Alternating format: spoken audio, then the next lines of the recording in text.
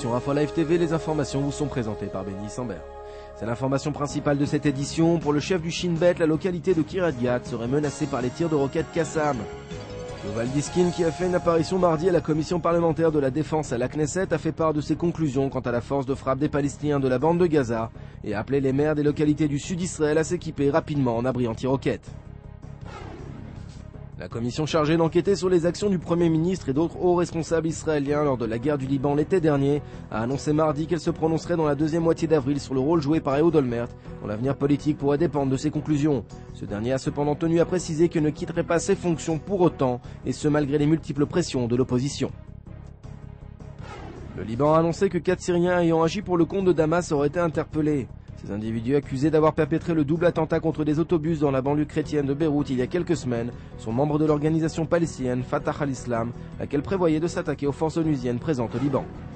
Les représentants israéliens et américains présents à la réunion extraordinaire de l'ONU à Genève mardi ont quitté les débats furieux suite aux déclarations du ministre iranien des Affaires étrangères, lequel a qualifié les actions menées par Israël de génocide, tout en précisant que la prétendue force de frappe nucléaire israélienne servirait à réaliser des massacres. Fin de citation.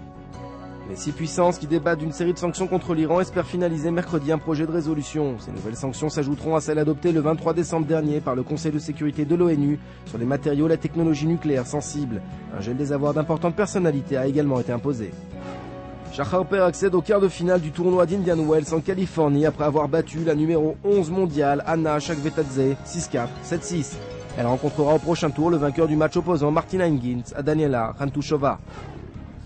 Enfin, la neige de retour en Israël. Les services météorologiques israéliens annoncent le grand retour de la neige dans le nord du pays, principalement sur les hauteurs du Hermon, mais également dans la capitale qui pourrait retrouver son manteau blanc. Votre programme de la journée sur Infolive TV, c'est un document émouvant qui relate l'histoire tragique de la famille Stuckelman.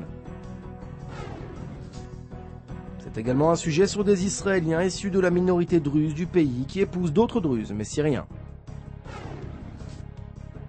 Enfin, retrouvez un point complet sur la campagne d'Ehud Barak en route pour la présidence travailliste.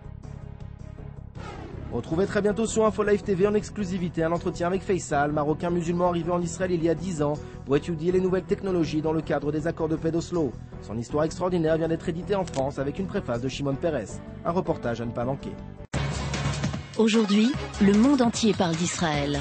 Mais qui parle d'Israël au monde entier, en temps réel, en 4 langues et en direct de Jérusalem? Infolive.tv, la première chaîne de télévision internationale israélienne. 24 heures sur 24, 7 jours sur 7, suivez de l'intérieur l'actualité d'Israël et du Moyen-Orient. Des reportages, des interviews, un grand journal et des flash infos en images dès que l'actualité l'exige. Infolive.tv, votre regard direct et vrai sur l'actualité d'Israël. Retrouvez Infolive sur internet www.infolive.tv.